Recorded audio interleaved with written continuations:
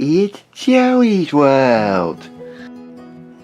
Well, let's talk about miscommunication skills, and you know how much we need to communicate with each other, because sometimes I talk nicely to Lisa, but sometimes it doesn't make sense at times. Well, yeah, that's true. It's a big myth with autism families. A lot of people think once you get verbal, everything is great. But sometimes that's not the case, right? That's right. Let's go back to your early years. You were delayed with your speech, correct? That's right. You didn't talk until later in life, and even when you did, it wasn't conversational. Now, did you have speech therapy? I do have speech therapy. And what did they do for you? They told me about what to say right and what to say wrong. And they taught you how to move your mouth and your That's lips? right. But before speech, you didn't speak, correct? That's right. So what did you do? You remember Lay this down called? lay down the rules, lay down the groundwork, Yep. and say something nice. Well, what did they teach you before you spoke to get you to understand what you wanted?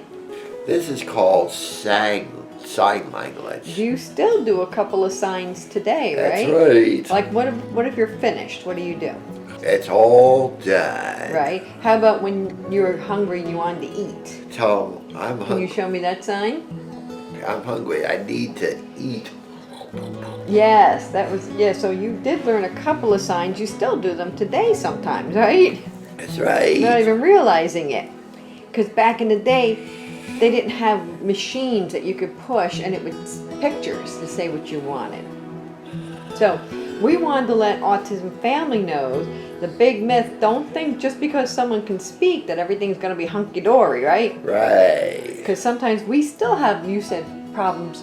Sometimes I'll say stuff and you don't understand me, and you say stuff and I don't understand you. Right. And then what happens? We get frustrated, right? Conversation will go on and on and on. Until we can figure it out. That's right. But then we usually do. Should we do a quick reenactment while we're here of something that's happened in our conversations? We'll do it in just a moment. Okay. You're going to do something else? For a second. Ow. Okay. More to come. Okay. So this is part of autism because he just got up and left. Even though we talked. See, communication. We talked about this.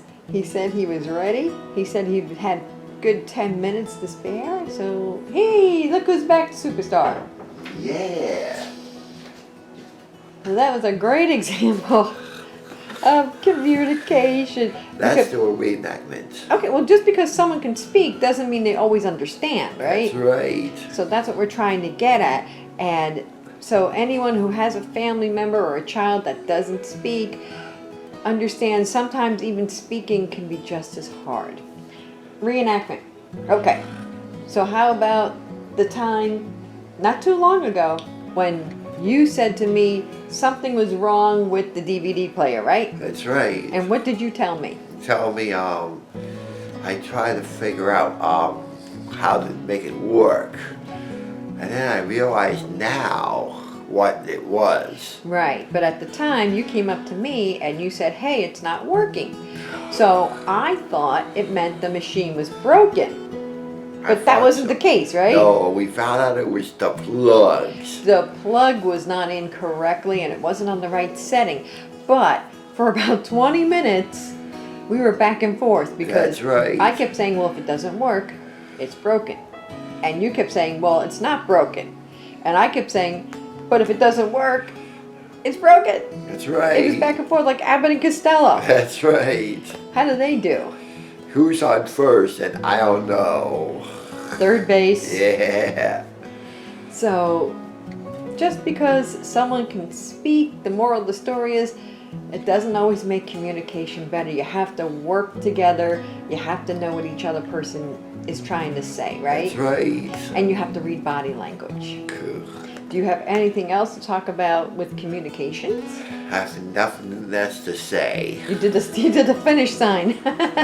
Okay, except the last thing I'm sure you want to say is, If you have a problem, speak and know what really goes wrong and how to make it right the right way. That's awesome. And to tell people how you feel before it gets really bad, right? That's right.